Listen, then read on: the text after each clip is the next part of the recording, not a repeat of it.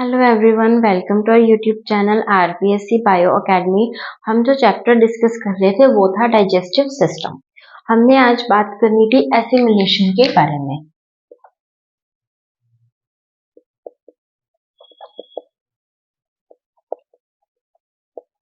Assimilation assimilation क्या होता है? हमने अभी तक बात की थी डाइजेशन की, डाइजेशन के बाद फूड के एब्जॉर्प्शन की। अब क्या हुआ कि ये जो एब्जॉर्ब्ड फूड है, ये जो एब्जॉर्ब्ड फूड है, इस एब्जॉर्ब्ड फूड को यूज करना, यूज इन मेटाबॉलिक एक्टिविटीज।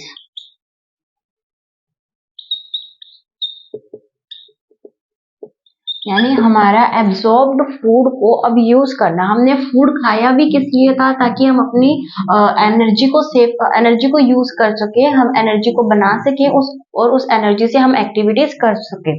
तो इसलिए हमने खाना खाया। अब वो उस खाने को डाइजेशन हो गया, अब उस खाने का एब्जॉर्प्शन भी हो चुका है। तो अब उस एब्जॉर्प्शन से जो एब्जॉर्ब हो चुका है हमारी बॉडी के अंदर फूड, उसका यूज करना मेटाबॉलिक एक्टिविटीज के अंदर, इसको क्या कहते हैं? एसिमिलेशन। ठीक है, अभी हम बात कर लेते हैं थोड़ी सी स्टूल के बारे में। स्टूल यानी जिसे हम कहते हैं मल। ठीक है, अगर हम बात करें स्टूल के बारे में, तो जो स्टूल है, स्टूल का बॉडी से बाहर निकलना, ये एक वॉलियंटरी प्रोसेस है। वॉलियंटरी का मतलब कैसा प्रोसेस है? ये एक ऐच्छिक प्रक्रिया है। हम अपनी इच्छा के अनुसार मल का त्याग कर सकते हैं। ठीक है, ये एक वॉलियंटरी प्रोसेस है। ये एक न्यूरल रिफ्लेक्स एक्शन है। कैसा एक्शन है? Neural reflex action. Neural reflex का मतलब क्या है कि ये हमारे नर्वस सिस्टम के साथ भी जुड़ा हुआ है। यानी इसको रेगुलेट करने के लिए हमें नर्वस सिस्टम का यूज करना पड़ेगा। यानी ये हमारे नर्वस सिस्टम से भी रिलेटेड है, वहां से रिफ्लेक्स होता है, तो हम जो है स्टूल को अपनी बॉडी से बाहर निकाल सकते हैं। तो ये एक वॉलियंटरी प्रोसेस है, एक न्यूरल रिफ्लेक्स एक्शन है। ठीक है, उसके बाद हम बात करें कि स्टूल का जो कलर है, जो स्टूल का कलर है, जो कि हमें पता है ब्राउन या फिर येलोइश ब्राउन कह सकते हैं हम। ये जो ब्राउन कलर है, ये किसकी वजह से आता है? तो इसका कारण है स्टर्कोबिलिन्स एंड यूरोबिलिन्स। स्टर्कोबिलिन्स एंड यूरोबिलिन्स की वजह से जो स्टूल का कलर है वो होता है ब्राउन। अगर हम ऑर्डर की बात करें कि जो गंध है, इसकी गंध किस वजह से आती है? अगर हम ऑर्डर की बात करें तो वो है इंडोल की वजह से, ट्रिप्टोफैन की वजह से, H2S की वजह से। ठीक है, तो इसके ऑर्डर का क्या कारण है? ऑर्डर का कारण है इंडोल, ट्रिप्टोफैन एंड H2S। और इसके कलर का क्या कारण है? स्टर्कोबिलिन्स एंड यूरोबिलिन्स। अगर हम स्टूल की बात करें तो स्टूल को बॉडी से बाहर निकालने के लिए हम किसको यूज करते हैं? हमारी बॉडी में कौन सा पार्ट है? एनस। हमारी बॉडी में एनस पार्ट, एलिमेंट्री कैनाल का सबसे लास्ट स्ट्रक्चर कौन सी होती है? एनस। और एनस के ऊपर 2 स्फिंक्टर्स पाए जाते हैं। एनस के ऊपर 2 स्फिंक्टर्स पाए जाते हैं। एक स्फिंक्टर होता है एक्सटर्नल और एक स्फिंक्टर है इंटरनल। यानी external and internal 2 sphincters anus के ऊपर प्रेजेंट होते हैं। जो एक्सटर्नल स्फिंक्टर है ये होता है वॉलियंटरी यानी कि ऐच्छिक, और जो इंटरनल है ये होता है इनवॉलियंटरी यानी ये अनैच्छिक है। ठीक है, एक्सटर्नल स्फिंक्टर ऐसा स्फिंक्टर जो कि ऐच्छिक है, यानी जो हमारे कंट्रोल के अंदर है, और जो इंटरनल स्फिंक्टर है ये इनवॉलियंटरी अनैच्छिक यानी हमारे कंट्रोल के अंदर नहीं है। और जो स्मॉल बेबीज होते हैं, उन स्मॉल बेबीज में जो स्फिंक्टर वर्क करता है वो होता है एक्सटर्नल स्फिंक्टर। किसके अंदर? स्मॉल बेबीज के अंदर। स्मॉल बेबीज में कौन सा स्फिंक्टर वर्क करता है? External sphincter. ठीक है, तो हमने बात की यहाँ पर एसिमिलेशन का मतलब समझा कि एब्जॉर्ब फूड को मेटाबॉलिक एक्टिविटीज में जो यूज किया जाता है उसे एसिमिलेशन कहा जाता है। हमने देखा कि स्टूल को बॉडी से बाहर निकालना एक वॉलंटरी प्रोसेस है, एक न्यूरल रिफ्लेक्स एक्शन है। इसका कलर स्टर्कोबिलिन्स एंड यूरोबिलिन्स की वजह से होता है। इसका order indole, tryptophan and H2S की वजह से होता है। और हमारी जो बॉडी से बाहर निकालना है स्टूल को, तो सबसे लास्ट स्ट्रक्चर जो एलिमेंट्री कैनाल की थी वो थी एनस। इसके ऊपर टू स्फिंक्टर्स प्रेजेंट है, external and internal. External sphincter voluntary होता है और इंटरनल स्फिंक्टर इनवॉलंटरी होता है। ठीक है, अभी आगे चलते हैं।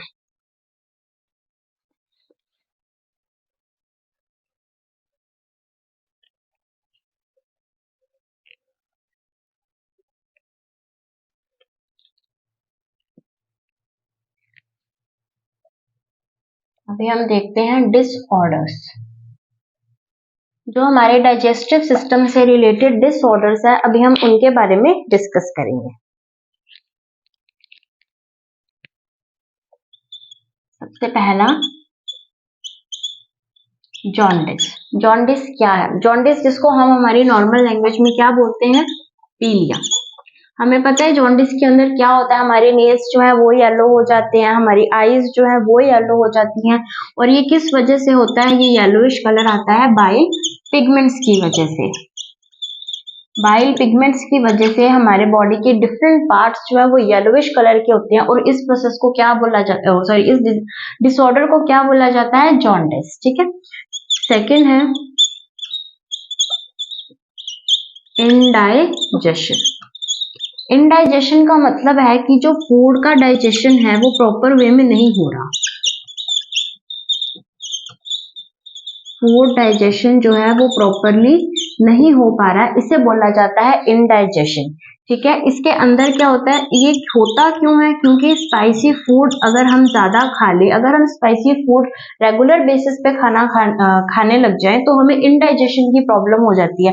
इनडाइजेशन में क्या होता है कि पेट ऐसे लगता है जैसे भरा भरा हुआ है, कुछ खाने का मन नहीं करता, लेकिन पेट के अंदर कुछ होता नहीं है, तो उस डिजीज को बोला जाता है इनडाइजेशन। और ये क्यों होता है? क्योंकि जो भी हमारा फूड हमारे डाइजेस्टिव सिस्टम में गया है वो प्रॉपरली डाइजेस्ट नहीं हो पाता। और ऐसा ज्यादातर तब होता है जब हम रेगुलर बेसिस पर स्पाइसी फूड या ऑयली फूड को हम इंजेस्ट करते हैं। उसके बाद थर्ड आ जाएगा diarrhoea.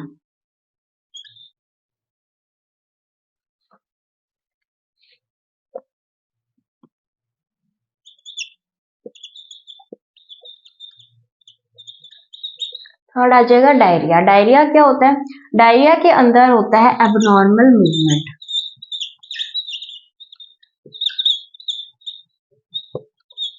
Abnormal movement in intestine. Intestine के अंदर जो मूवमेंट्स होते हैं वो एबनॉर्मल हो जाते हैं, जिसकी वजह से क्या होता है?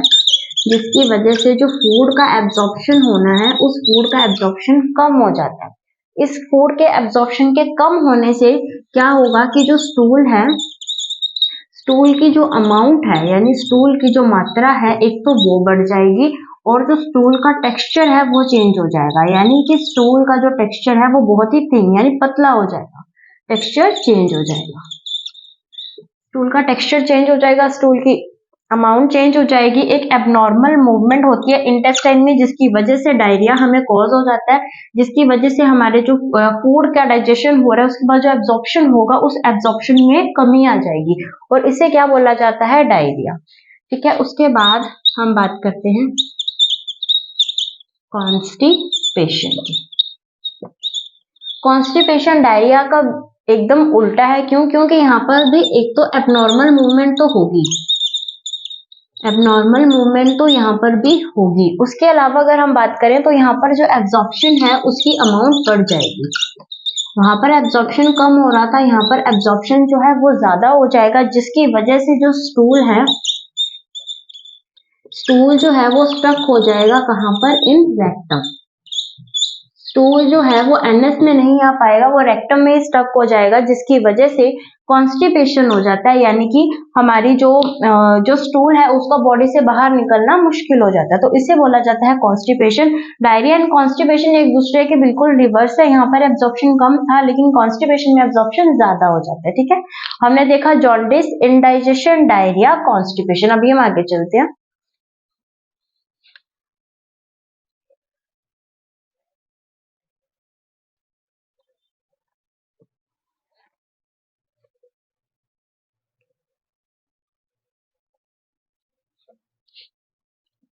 अब चलते हैं हमारे नेक्स्ट डिसऑर्डर की तरफ, वॉमिटिंग। अगर हम वॉमिटिंग की बात करें तो वॉमिटिंग का मतलब है उल्टी आना, यानी हमारे स्टमक से फूड माउथ से बाहर निकल जाता है। जो भी हमारे स्टमक में फूड प्रेजेंट है उसका माउथ से बाहर निकलना क्या कहलाता है? वॉमिटिंग। वॉमिटिंग कैसा एक्शन है? ये एक रिफ्लेक्स एक्शन है। रिफ्लेक्स एक्शन का मतलब जैसे कि हमें सुई चुभने पर हम अपना हाथ हटा लेते हैं, या हमें कोई चीज गर्म लगती है तो हम अपना हाथ हटा लेते हैं, तो उसी तरीके से वॉमिटिंग भी एक रिफ्लेक्स एक्शन है। ठीक है, उसके अलावा इसका जो सेंटर है हमारी ब्रेन में, वॉमिटिंग का सेंटर क्या है, कौन सा है? तो वो है medulla oblongata.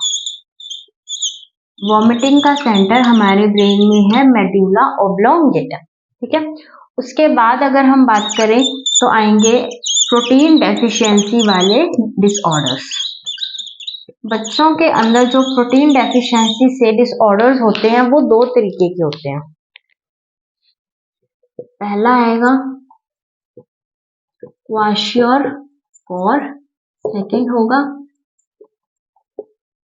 Marasmus. क्वाशियोर and marasmus, ये जो होगा ये होगा 1 से 3 साल के बच्चे को, और जो मेरेस्मस होगा वो होगा बिलो 1 ईयर, यानी 1 साल से भी छोटे बच्चे के अंदर जो होगा वो होगा मेरेस्मस, और 1 से 3 साल के बच्चे के अंदर होगा क्वाशियोर। इसके अंदर क्या है कि जो सूजन है, इसके अंदर बॉडी के अंदर जो सूजन है वो बढ़ जाएगी, और यहाँ पर जो बॉडी पे सूजन है वो हो जाएगी कम। ये दोनों एक जैसे से दिखते हैं तो इनके अंदर बहुत ही माइनर से डिफरेंसेस है। यहाँ पर जो स्किन होगी वो ऐसे फूली हुई, अगर सूजन बढ़ गई है तो स्किन ऐसे फूली फूली सी लगेगी, लेकिन यहाँ पर जो स्किन है वो बहुत ही ड्राई लगेगी। यहाँ पर जो स्किन है वो होगी बिल्कुल ही ड्राई, सूखी सी स्किन लगेगी। ठीक है, तो ये हमने पढ़े डिसऑर्डर्स। हमने 4 पहले पढ़ लिए थे, 5वां था वॉमिटिंग, यानी स्टमक से फूड जो स्टमक में प्रेजेंट है उसका माउथ के थ्रू बाहर निकलना, ये एक रिफ्लेक्स एक्शन है। इसका जो सेंटर है वो है मेड्यूला ऑब्लोंगेटा।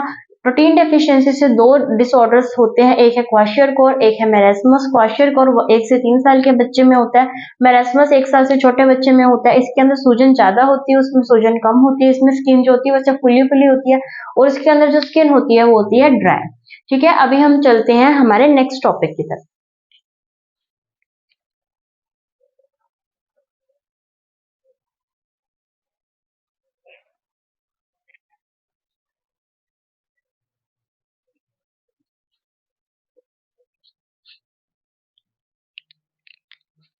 अब हम चलते हैं हमारे इस चैप्टर का लास्ट टॉपिक, विटामिन। सबसे पहले हम विटामिन की डिस्कवरी के बारे में बात करते हैं।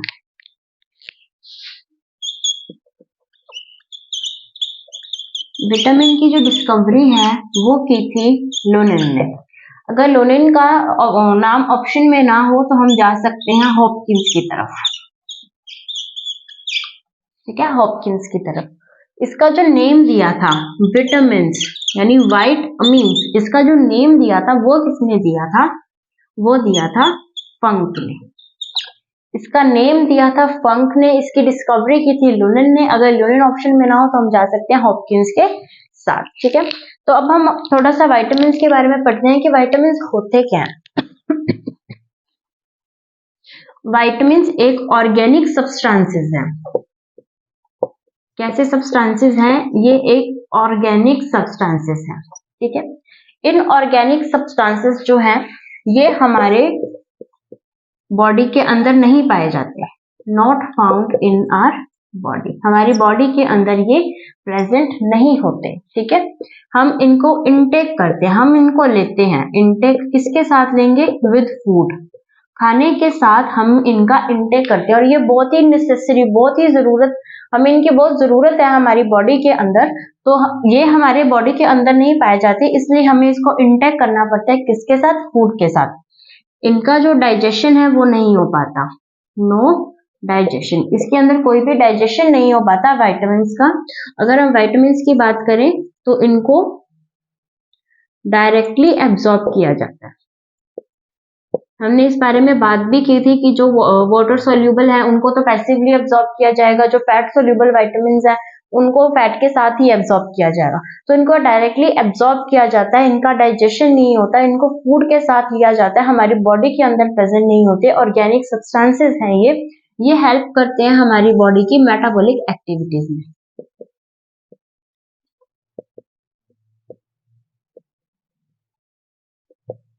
ये हमारी बॉडी को कोई एनर्जी प्रोवाइड नहीं कर रहा है, लेकिन ये हमारी बॉडी के अंदर बहुत इंपॉर्टेंट जो है चीजें कर रहे हैं। जैसे कि कुछ विटामिन्स हैं वो हमारी बॉडी के, वो हमारी स्किन के लिए बहुत अच्छे हैं। कुछ ऐसे एंजाइम्स हैं जो, कुछ ऐसे विटामिन्स हैं जो एंजाइम की तरह वर्क करते हैं हमारी बॉडी के अंदर। तो हम अभी उन्हीं विटामिन्स के बारे में बात करेंगे। अगर हम बात करें विटामिन्स, तो विटामिन्स 2 टाइप्स के होते हैं, एक तो वाटर सोल्यूबल और एक होंगे फैट सोल्यूबल। अगर हम वाटर सोल्यूबल की बात करें तो हम जो विटामिन पढ़ते हैं वो आएंगे vitamin B and vitamin C. तो vitamin B and vitamin C ये दोनों होते हैं वाटर सोल्यूबल। अगर हम फैट सोल्यूबल की बात करें तो विटामिन के, ई, डी और ए, इसे हम याद रख सकते हैं विटामिन कीड़ा। फैट सोल्यूबल कौन से हैं? Vitamin K, vitamin E, vitamin D, vitamin A. तो ये 4 है फैट सोल्यूबल। और vitamin B and vitamin C कैसे हैं? वाटर सोल्यूबल, ठीक है। अभी हम एक एक विटामिन के बारे में बात करते हैं। पहले हम पढ़ेंगे fat soluble vitamin.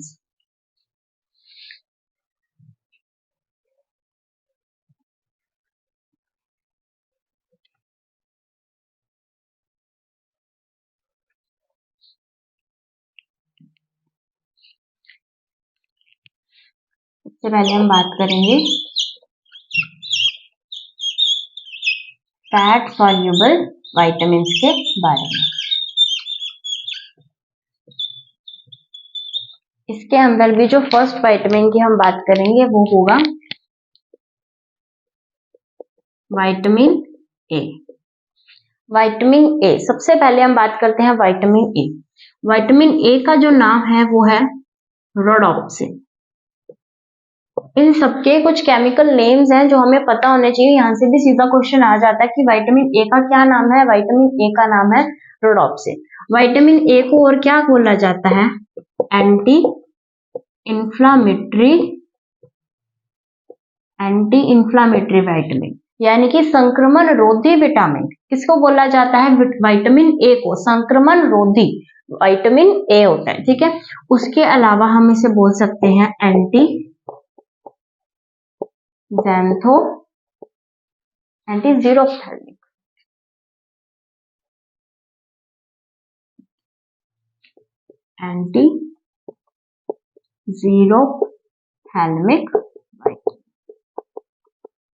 Anti xerophthalmic vitamin and anti inflammatory vitamin. ये कौन से विटामिन की बात कर रहे हैं? विटामिन ए की, ठीक है।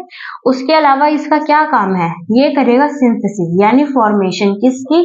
Synthesis of rhodopsin. Rhodopsin protein की जो सिंथेसिस है, ये प्रोटीन जो हमारी आईज के अंदर पाया जाता है, इस रोडोप्सिन प्रोटीन की सिंथेसिस कौन करेगा? विटामिन ए करेगा, ठीक है।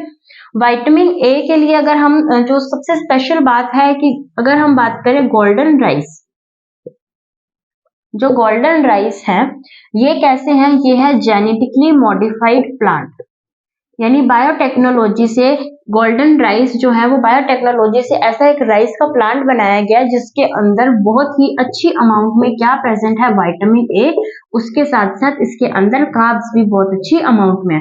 तो विटामिन ए का अगर हम कहें कि जो हमने आर्टिफिशियल रूप से इसका जो मेन सोर्स बनाया है वो कौन है, गोल्डन राइस। ठीक है, ये क्या काम कर रहे हैं, ये कर रहे हैं synthesis of rhodopsin.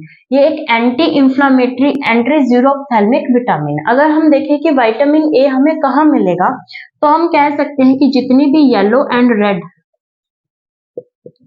And red जो भी फ्रूट्स एंड वेजीज हैं, जो भी फ्रूट्स एंड वेजिटेबल्स हैं, उनके अंदर हमें विटामिन ए मिलेगा। जैसे कि केला है, पपीता है, आम है, उन सब के अंदर हमें बहुत ही अच्छी अमाउंट में क्या मिलेगा, विटामिन ए। और अगर उसमें भी हम बात करें तो सबसे अच्छा अमाउंट मिलेगा कैरेट के अंदर। ठीक है, कैरेट के अंदर हमें विटामिन ए की बहुत अच्छी अमाउंट मिल जाएगी। तो हमने ये विटामिन ए के बारे में बात की।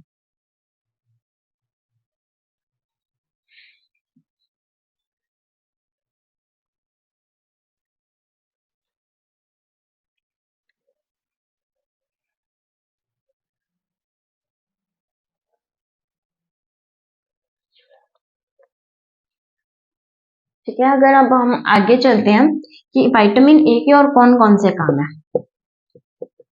हमारी जो एपिथेलियम है, उस एपिथेलियम में कैरेटिनाइजेशन को कम करता है। एपिथेलियम में कैरेटिनाइजेशन को कम करता है। ये क्या चीज होती है, हम देखते हैं कि हमारी जो स्किन है, उस स्किन के ऊपर की जो एपिथेलियम होती है, उस एपिथेलियम में कैरेटिन आकर स्टोर हो जाता है। और जब कैरेटिन स्टोर होता है तो वो उसके अंदर, हम जब देखते हैं कई बार कई लोगों के हाथ में पपड़ी से निकलने लग जाती है, तो वो जो ड्राई स्किन बन जाती है वो इस कैरेटिन की स्टोरेज की वजह से बनती है। तो इस कैरेटिन का स्टोरेज हमारी स्किन के अंदर कम करता है कौन, विटामिन ए। ठीक है, तो विटामिन ए का एक ये भी काम था।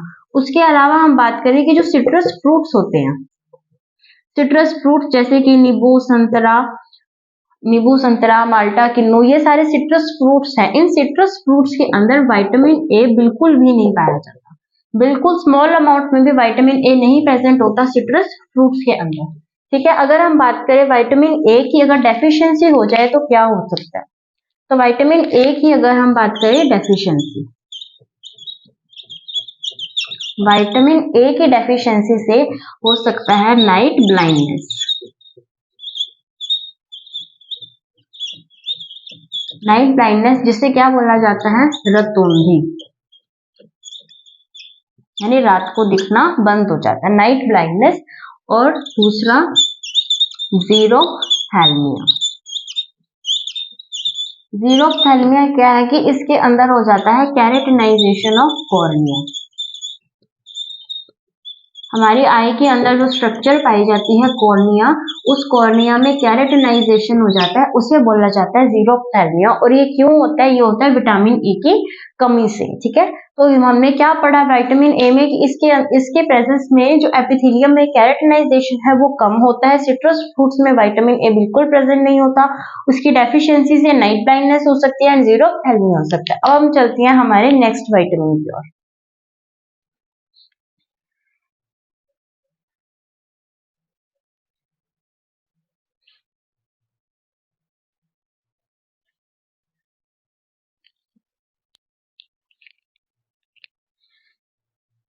सेकेंड आएगा विटामिन डी।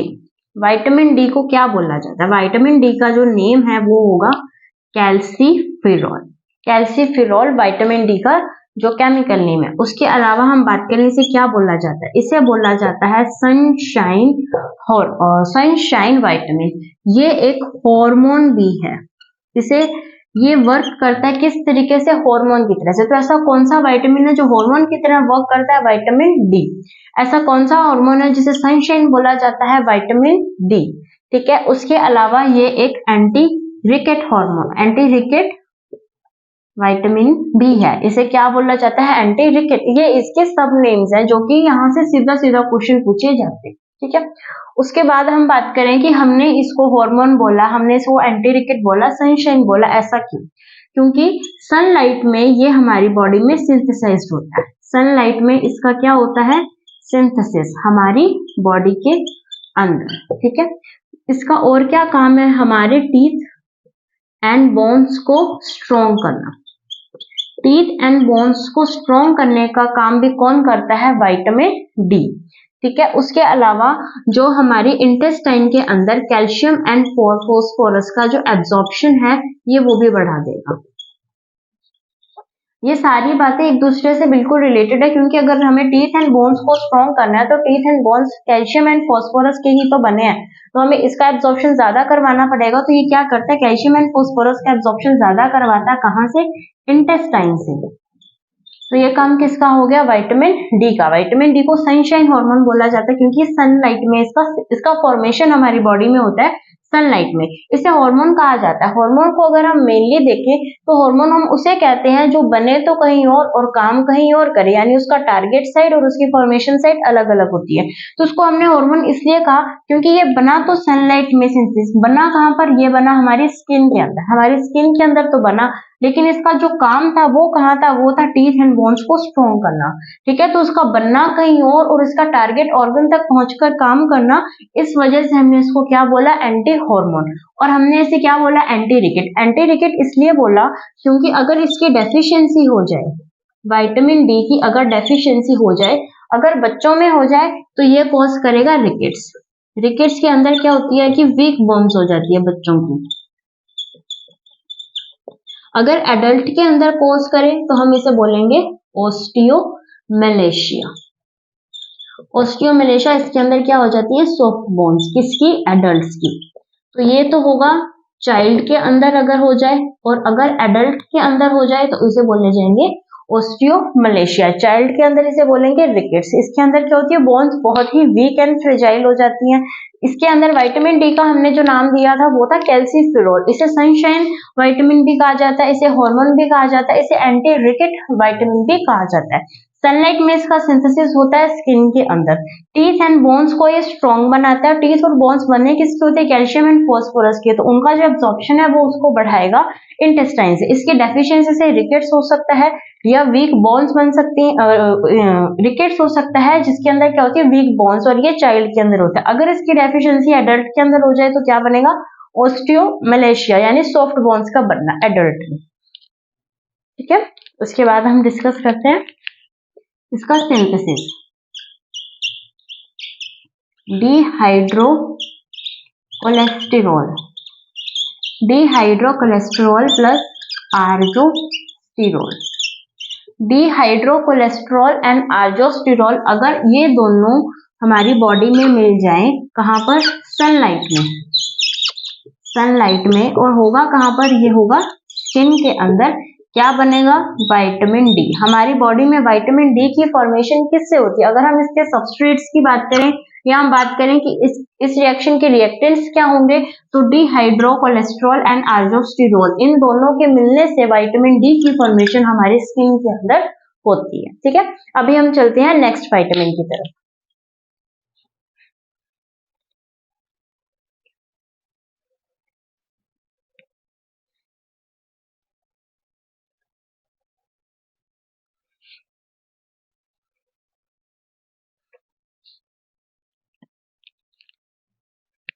नेक्स्ट विटामिन है विटामिन ई। विटामिन ई को बोला जाता है टोकोफेरोल। विटामिन ई के क्या क्या सब नेम्स हैं, इसे बोला जाता है ब्यूटी विटामिन। इसे क्या बोला जाता है, ब्यूटी विटामिन। इसे बोला जाता है हेयर टॉनिक विटामिन। इसे बोला जाता है स्किन टॉनिक विटामिन। इसे बोला जाता है एंटी स्टेरिलिटी विटामिन। इसके क्या क्या नाम है, beauty vitamin, hair tonic vitamin, skin tonic vitamin, anti sterility vitamin, ठीक है। अभी हमने इसको इतने सारे नेम्स क्यों दिए, हम उसके बारे में डिस्कस करते हैं। अगर हम विटामिन का मेन फंक्शन की बात करें तो ये क्या करता है, ये स्किन के अंदर जो भी पिगमेंटेशन है, यानी कि स्किन के ऊपर जो भी दाग धब्बे हैं, जो भी पिगमेंटेशन है एंड जो भी रिंकल्स हैं, यानी झुर्रियां जो हो जाती हैं लेडीज के, उन रिंकल्स को कम करता है। तो विटामिन ई का क्या काम है, पिगमेंटेशन एंड रिंकल्स को कम करना। तो अगर ये पिगमेंटेशन है रिंकल्स को कम करेगा तो क्या बनेगी, ब्यूटी आ जाएगी फेस पर या स्किन में, क्या पैदा हो जाएगी, ब्यूटी। इसलिए हमने क्या बोला, ब्यूटी हार्मोन। ठीक है, ये हमारी स्किन को भी अच्छा कर रहा है इसलिए स्किन टॉनिक, और ये हमारे हेयर्स को भी अच्छा करेगा इसलिए हेयर टॉनिक। उसके अलावा ये क्या करता है, जो रिप्रोडक्टिव कैपेसिटी है उसको बढ़ाएगा। इसने रिंकल्स को कम कर दिया, रिप्रोडक्टिव कैपेसिटी को बढ़ा दिया। रिप्रोडक्टिव कैपेसिटी बढ़ेगी तो स्टेरिलिटी यानी बांध्यता नहीं आएगी। तो ये बांध्यता को आने से क्या करता है, बांध्यता को आने से ये रोकता है। पिगमेंटेशन कम कर रहा है, रिंकल्स कम कर रहा है, रिप्रोडक्टिव कैपेसिटी को बढ़ा रहा है, और ये हेल्प करता है किसके अंदर, help in metabolism of selenium. Selenium के मेटाबॉलिज्म के अंदर ये क्या करता है, हेल्प करता है। ये किसका काम है, विटामिन ई का। क्या किया इसने, स्किन के अंदर पिगमेंटेशन कम किया, रिंकल्स को कम किया, रिप्रोडक्टिव कैपेसिटी को बढ़ा दिया। ये हेल्प कर रहा है मेटाबॉलिज्म ऑफ सेलेनियम के अंदर। ठीक है, इसने क्या किया, मेटाबॉलिज्म ऑफ सेलेनियम के अंदर हेल्प की। उसके अलावा इसके और क्या काम है, ये एक एंटीऑक्सीडेंट की तरह वर्क करता है, एंटीऑक्सीडेंट की तरह वर्क करता है।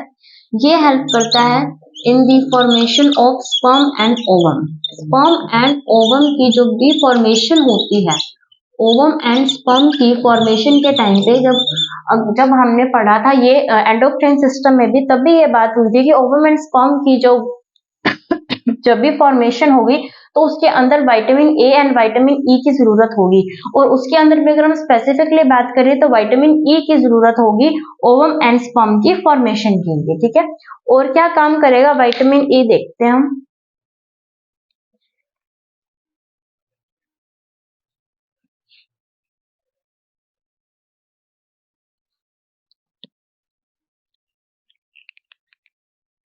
ये वर्क करेगा एज अ कोएंजाइम, ये वर्क करेगा as a coenzyme in electron transport system. Electron transport system में ये कोएंजाइम की तरह वर्क करता है। कौन करता है, विटामिन ई।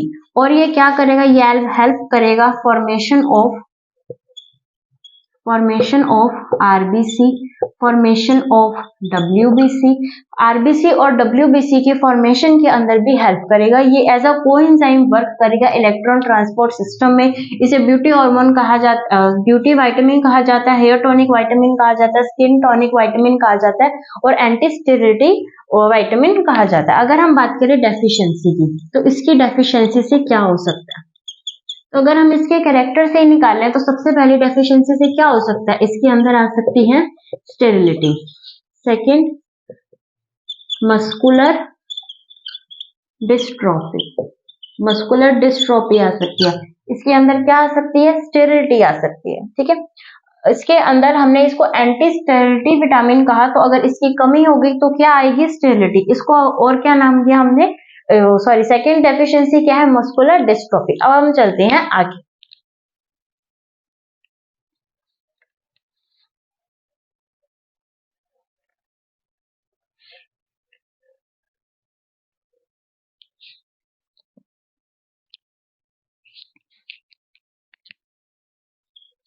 विटामिन के की तरफ। विटामिन अगर के की बात करें तो इसका जो नाम है वो है फाइलोक्विनोन या फिर नेप्थोक्विनोन। फाइलोक्विनोन या फिर नेप्थोक्विनोन किसका नाम है, विटामिन के का। विटामिन के को और क्या बोला जाता है,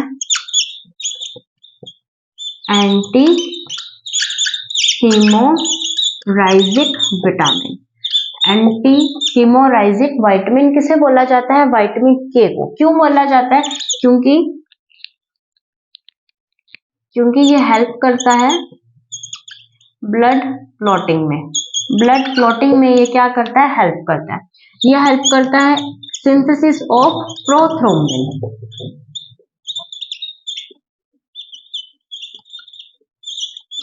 प्रोथ्रोम्बिन क्या है, प्रोथ्रोम्बिन हमारे ब्लड के अंदर प्रेजेंट एक प्रोटीन है जो कि ब्लड की क्लॉटिंग के अंदर हेल्प करता है। तो ये ब्लड क्लॉटिंग में हेल्प कर रहा है, ये प्रोथ्रोम्बिन प्रोटीन को बनाने के अंदर भी ये हेल्प कर रहा है। ये कैसा एक एंटी हीमोराइजिक विटामिन है जिसका नाम है फाइलोक्विनोन या फिर नेप्थोक्विनोन।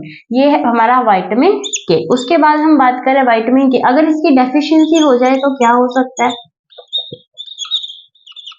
अगर हम बात करें कि विटामिन के की डेफिशिएंसी हो जाए तो यहाँ पर हो सकती है सीवियर ब्लीडिंग,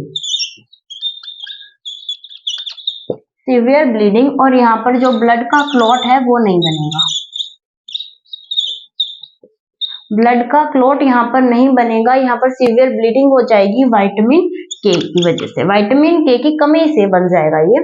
तो विटामिन के को हमने क्या नाम दिया? फाइलोक्विनोन या नेप्थोक्विनोन। ये एक एंटी हीमोराइजिक विटामिन है, ये ब्लड क्लॉटिंग में हेल्प कर रहा है, ये प्रोथ्रोम्बिन की सिंथेसिस में हेल्प कर रहा है। इसकी डेफिशिएंसी से severe bleeding and blood clot नहीं बनेगा। ठीक है, तो आज के लेक्चर के लिए इतना ही। अब हम जो नेक्स्ट लेक्चर है उसके अंदर हम अपने विटामिन कंप्लीट करेंगे, उसी के साथ हम हमारा डाइजेस्टिव सिस्टम भी कंप्लीट करेंगे। ठीक है, थैंक यू।